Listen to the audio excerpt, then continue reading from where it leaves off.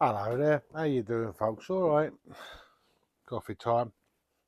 I hope you're smiling and I hope you're happy. You know it confuses the enemy. Today's little ditty, well I'll take you for a little wander and whatnot, etc, etc. But worth watching. This is like coming up to the middle of July. Summertime, you'd never believe it with the weather the way it is. But I'm going to talk to you about preparing for winter. In the middle of summer, best time.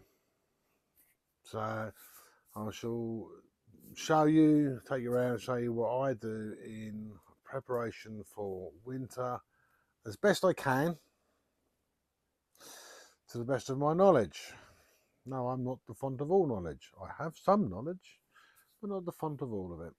But it's just a case of, I was pondering this morning because I was actually doing winter chores.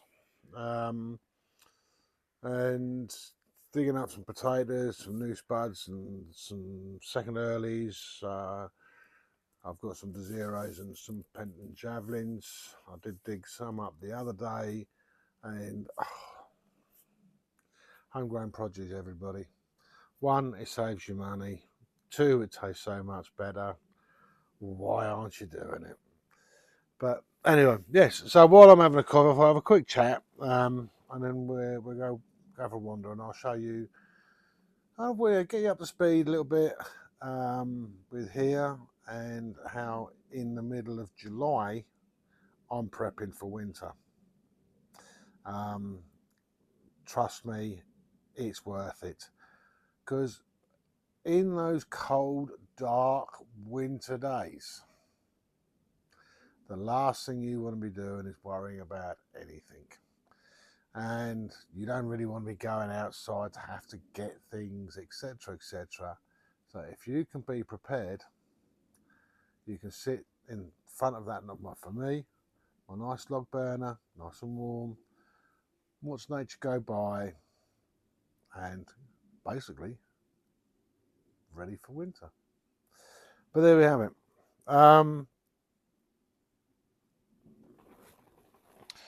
But I hope you're all keeping well.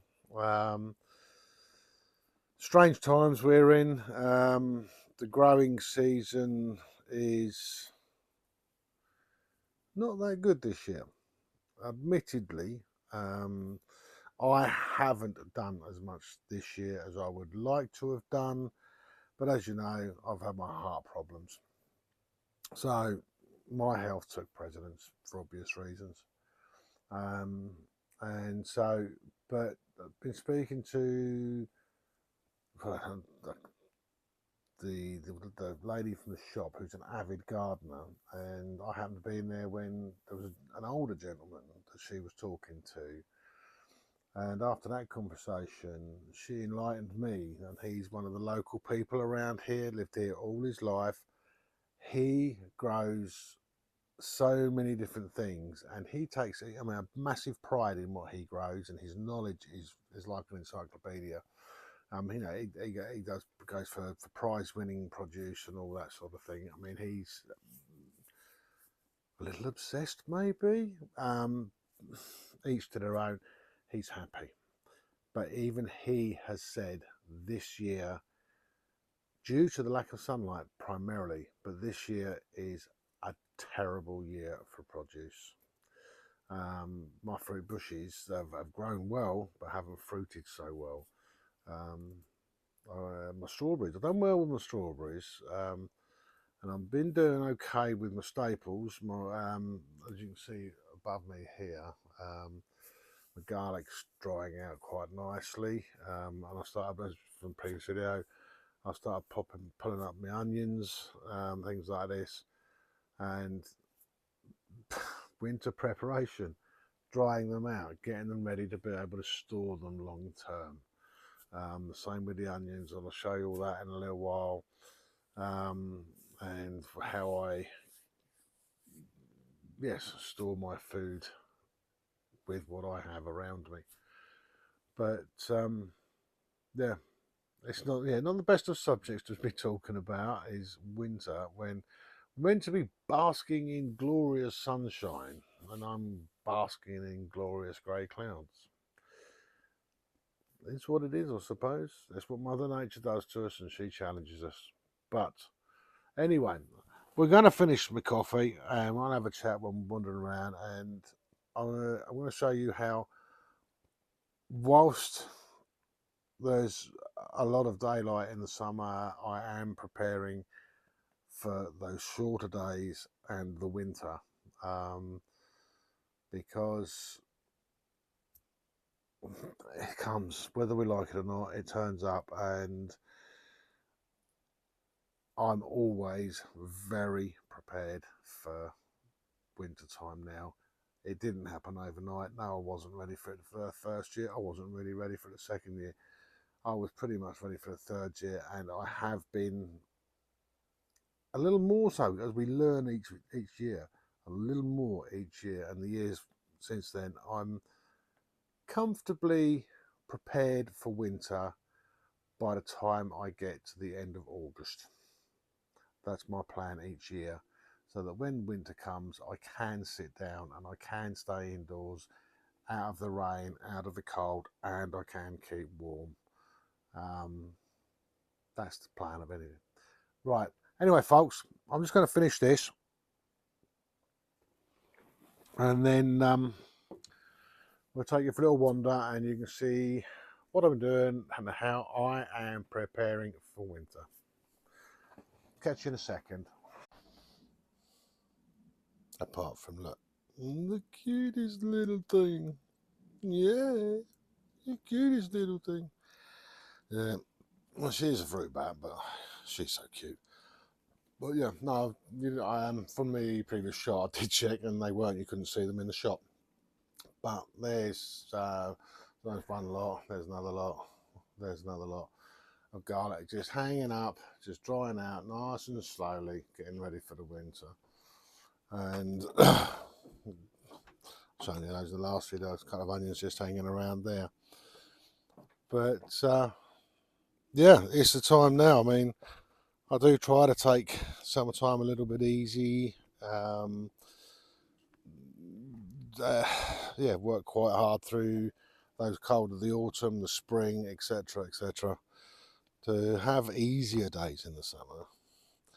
But it's all about being mindful. There's just a little something here, just quickly. I don't know if you can see there. I mean, blackberries this year are going to be rife with blackberries. I did see from another YouTuber. Wonder if you guys, perhaps in the comments, will be able to assist on that one. I think she's up the north of the country, and she's actually started to pick the odd blackberry and saying because the blackberries are fruiting quite early, apparently we could be in for a very hard winter. I don't know that one. Perhaps if you just pop that in the comments, if any of you do know. But no, we're doing good. Little bits and pieces like these were parsnips I hadn't pulled up last year and let them go this year, so that we're going to let them go to seed and see if I can produce my own seeds. Never tried before, only one way to find out. And as for my rhubarb, I mean, let's come around this side and you'll see a bit more. But look at them. Rhubarb crumble. A little bit of salad there, some very sad carrots, and not so healthy. They're okay, but beetroot. And then the spuds here I'll be digging up over the next day or two.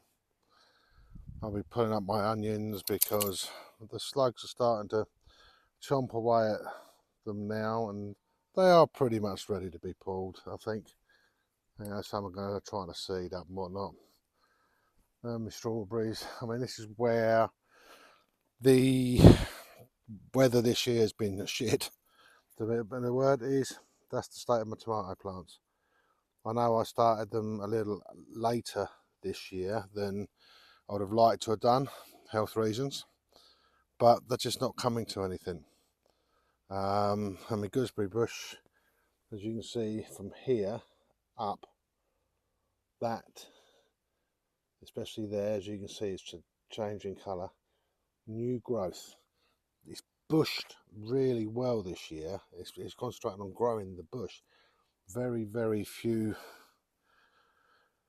gooseberries off of it, but there we go.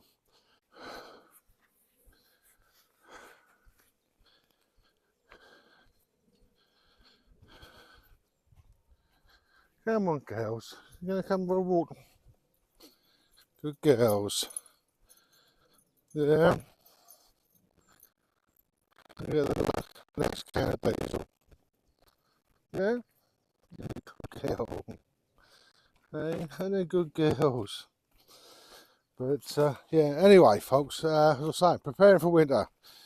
This was my morning's winter chore. Was getting fuel for the generator, because the price at the moment is quite low considering. So whilst the price is good, and I always do in the summer regardless, prepping for the winter, is get diesel for the generator, which gives me the extra power that I need to top my batteries up in the winter. And I'll show you in there. As you can already see, there's a couple of drums already in there. Let's put that one there for a minute. A little bit of an explanation before I do this. I'll start getting the caps off, bear with us. But this particular generator, one of the reasons I got very excited when this came up for sale and I got it was, one, as you can see on the door, it's in its own acoustic box, because the Lister engine is very noisy. But with this, it's quite, it was an electronic power supply for power outages. It would be an automatic switchover, which is what that panel is about in the back. But it's got an 800 litre fuel tank. And with that, I mean, admittedly, that's an awful lot of fuel.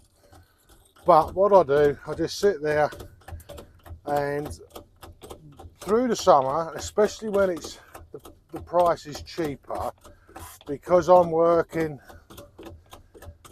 in the summer, I'm earning me money.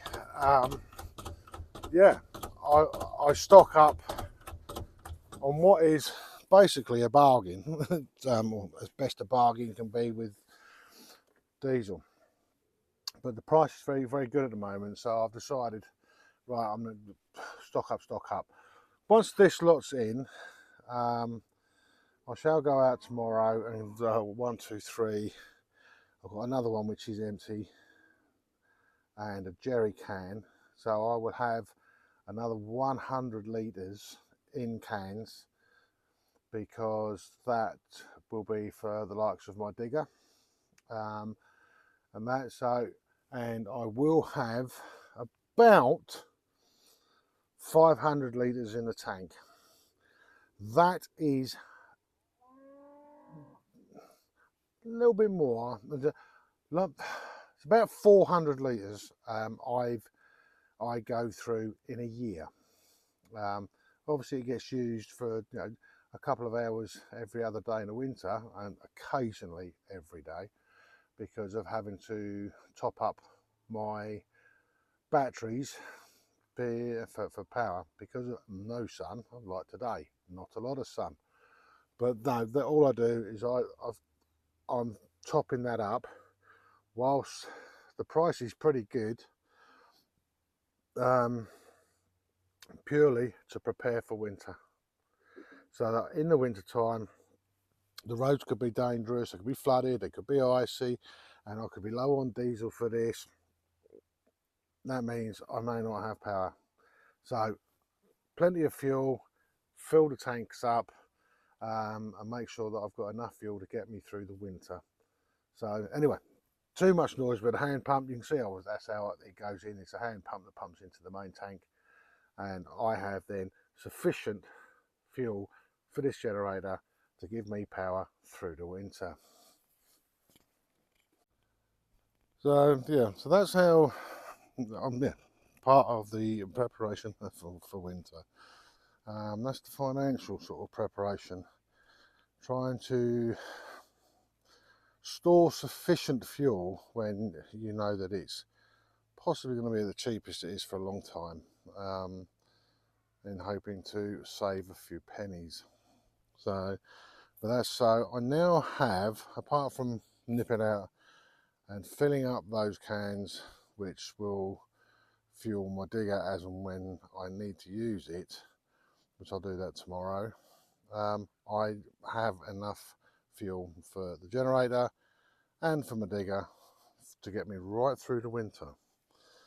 The other one I've explained in other videos, but I will re-explain, is in my tent.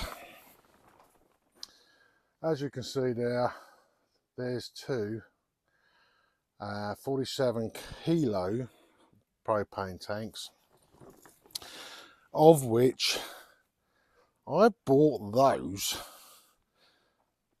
this time last year. Yes, last year. Because the 47 kilo can that I have on the hut now, I put that on in December, the end of the first week of December in 2022,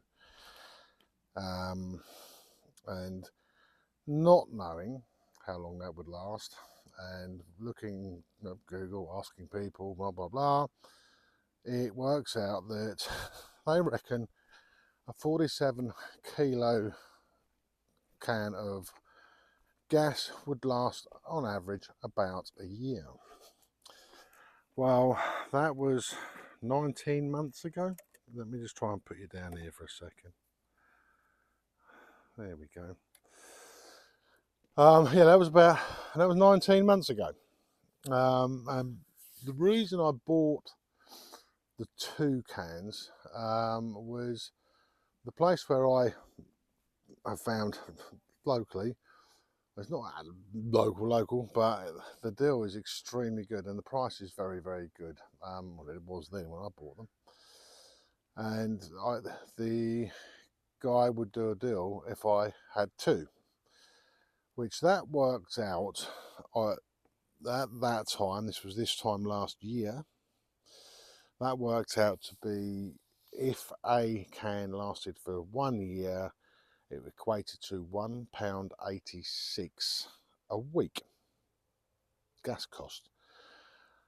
Bear in mind, yes, I use gas for my hot water for my laundry, but that is on a separate tank. But for the main tank, the 47 kilo tank, it is only for my cooker.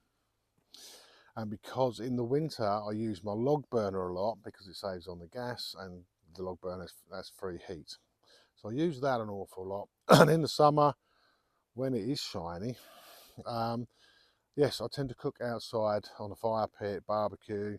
So I do naturally reduce my gas usage a little bit. In the winter, quite a bit actually. So it's, at the moment, I am still on the 47 kilo can that has lasted me 19 months so far. So if it went today, my gas bill, I thought two tins would last 2 years. Now they're going to last 3 years as opposed to 2 years, and it's gone down to equating to £1.17 a week. It's just from a cooker. So there's a little money saving one. So I'm getting fuel from a generator and from a digger, etc. To as when the fuel is as cheap as I can get it in the summertime, so that I don't have the problem in the winter.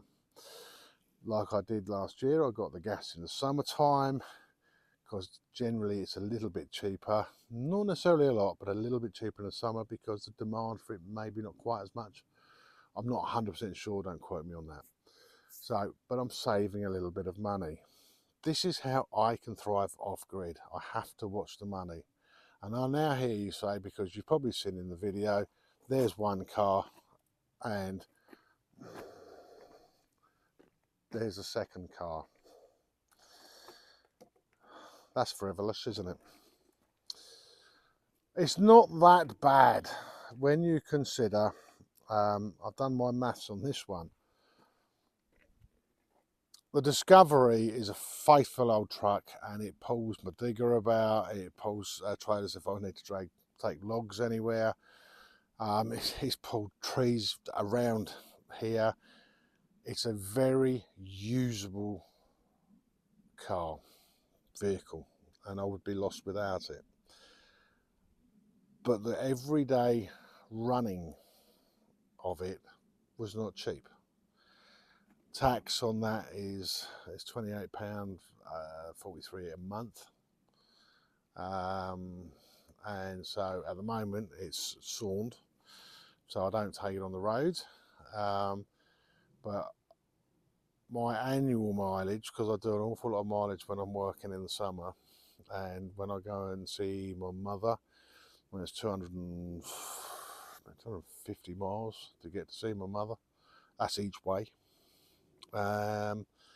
So fuel costs, well, the little car, when I saw that advertised, it was cheap. It's got quite a lot of miles on it, and it's not in perfect condition, but it's in usable, legal condition. The road tax for that's just £35 a year, and the fuel consumption is over 60 miles to the gallon. This is late 20s, might touch 30. So it doesn't take a lot to work out that I'm saving 50% on fuel, and all you have to do is look at pump prices and work out. I average about between 9 and 10,000 miles a year. By not using that for the bulk of the mileage, I'm saving a lot of money. That allows me to have that one as my everyday run around, as I call the hedge basher, and I will use it as much as I can through the winter. If we start dealing with the icy roads, flooded roads, etc., well, this one will go on the road. But I have to save to warrant having that little car £600 a year, and I've already worked out that I can save £900 a year from a little bit sensible. This is how I can thrive as a person off grid who is not truly self-sufficient. I go and do my work in the summer to help finance the rest of the year, and I finance the rest of the year by being thrifty. So we've now got the diesel for the generator, for the digger. I have the cheaper car that I use for everything I possibly can to save on the fuel costs of that. The gas bought last year, as I said, 3 years worth of gas there. So I'm covered with the gas. The logs you've seen in earlier videos. There's a few I could probably spend a day logging, and I'll have absolutely zero space. So I'm not behind on my logs, and I am just about, it's the 2-year cycle anyway, so I'm okay with that. My logs are burning more efficiently, and they're not coking up the flue, because I've got them naturally seasoned now. So that's not presenting me problems with having to clean the flue and the potential flue fires. So all of this takes time. You can't achieve this lifestyle, this alternative way of living, you cannot achieve it overnight. But if you prepare, you can win. So that is how I am preparing for winter on the consumables that cost me money. Now we go on to how I'm trying to save, store, keep produce so that I don't have to spend money in the winter. As you can see in here, my strawberries are doing okay because they're extremely hardy and they're starting to spider now. So I shall soon be potting up the spiders for next year's crops, crop rotation, because on average the first year strawberry plants don't really produce much in the way of fruit. Second year, third year, I'm pretty good with fruit. Fourth year, they start to back off and die off. So I could keep the rotation going for the 4-year cycle. As you can see here, my tomato plants indoors. No, they've not had the biggest of pot, but health stopped me from doing too much. But they've come to nothing. I wasn't expecting them to survive, so I mean, yes, I mean, by all means comment. But yeah, byproduct of my world. And I'm starting to, where I've got onions out, cleaning the pots, clean the trays, clean the pots, prepping for everything. I mean, I need to clean these. Here are my potatoes that I've pulled up today, which I'm allowing them to dry off naturally in here. These are my Desires, which are second earlies. I've got quite a few more. I thought I just got the one up just to see if I could get them now. Might pull them in a couple of weeks. And here are my first earlies, my Penton Javelins, which they really do taste wonderful. They're actually really, really nice, tasty potato. Homegrown, love it. More pots for that. And here I'm stacking, using an old pallet that's, well, all of my tables are out of pallets, but using the pallet as a drying rack for my onions.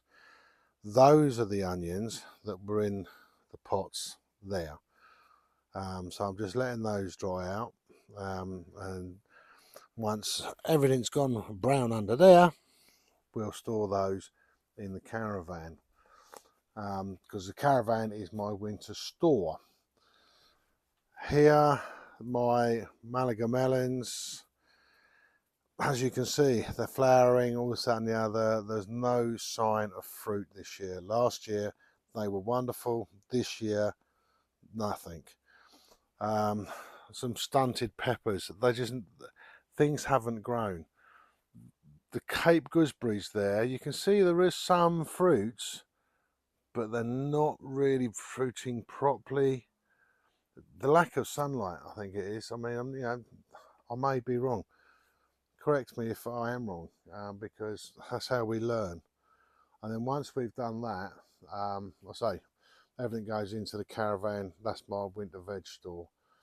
So, and then out here, I'm going to be starting to go through all of this methodically, cleaning, because while I can, on a warm evening, when I'm no, you see what that one there? Look, she's looking guilty as hell. You wanna know why she's looking guilty as hell? Because she eats the raspberries. Yeah, she picks the raspberries.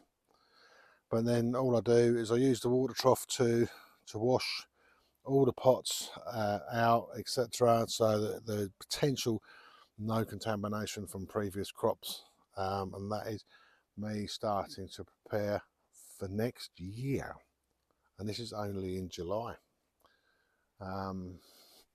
Due to the lack of sunlight, let me go take you around here. Last year my tayberries were lovely and they were nice big fruits, and this year, as you can see, just very, very small fruits, hardly any berries on them. But believe me, that might be a very, very small tayberry, but oh, it's so tasty, so tasty. But that's bushing up a lot. Well, the actual growth of the bushes this year is very good. That's the first space there for, which is going to go in here, will be my slightly higher raised beds, because as explained to you before, that's what the pallets are for. That is so I can do raised bed gardening, future proofing myself due to the health scare that I had. So there you have it, people. That's a little insight as to, whilst we are meant to be enjoying the splendours of glorious sunshine, which is known as the summer, we need to be very conscious of the impending winter, a subject no one wants to talk about, but it comes whether we like it or not. So it's just a little bit of an insight as to how I have worked out to best suit me and fit with my world, is to hopefully have sufficient fuel for the generator for that extra power that I need in the winter, and potentially other little jobs that I use the generator for, like pulling up water, etc. The fact that I have sufficient gas, which that was bought last year, so I don't have to buy any gas this year. So a lot of the costs, yes, it could be as such a little expensive today. Always think about tomorrow, because yeah, this year I'm buying no gas, so the money I spent last year don't have to spend this year. And the cost of gas never really goes down, not remarkable. It's always just, we might drop a little bit, but it generally, like most fuels, they continue to rise. So I try to not use the word stockpile, but have a sufficient stock to keep me comfortable for at least 1 year, potentially 2 years. If finances prevail and the cost of diesel remains reasonably low at the moment, I may continue to get more, in a bid to possibly having 2 years worth of fuel. I don't really like to stock that amount, but you know, a little extra. Now, if you can afford it, buy a little extra, stack it up. It's a savings account at the end of the day. That's the way I see it. Putting money in there is a savings account, because it saves me spending a lot more money further down the road. And I definitely don't have the worry in the winter. So, as you've seen before in previous videos, I'm well and truly up on my logs. I'm up on my gas. I'm up on the diesel for the generator and for my digger. I'll be starting to get that back to work very soon. And you've seen how I'm starting to reap the reward of growing what I've been able to grow this year, and starting to prepare that so that I can go into longer term storage, so that I don't have to spend money outside north of the gate. So hopefully it's a little bit informative for not necessarily those of you that are living in the alternative way, but maybe those of you who may be thinking of it. The key to, as I see it, the key to survival in the off-grid alternative lifestyle is to be as prepared for the next season or the next year as you possibly can at all times. Summer is a good time to get ready for winter. Anyway, up there in the corner, the chicken logo, yes, from the bottom of my heart, but it's now in good condition. I truly do thank each and every one of you that have donated. That fund is there. Yes, it is still going to be happening. It's just time and tide. I can't do everything at once, but we are getting there. And I do thank you, each and every one of you. Please, please, please keep with the comments. I love those comments, that interaction that I have with you guys. It fills my evenings, and it makes me smile. Some of the, so you do. There's so many beautiful, beautiful comments. So, but there we go. That is summertime thinking of winter, talking about winter when we don't really want to. But in an alternative way, we have to. And on this note, I'm going to leave you with this little view. And if I can zoom in, I'm not very good with the photography, as you know. There we go.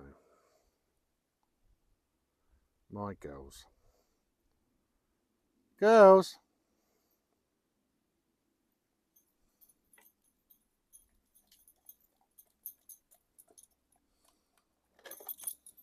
Blue monkey. See you next time, people.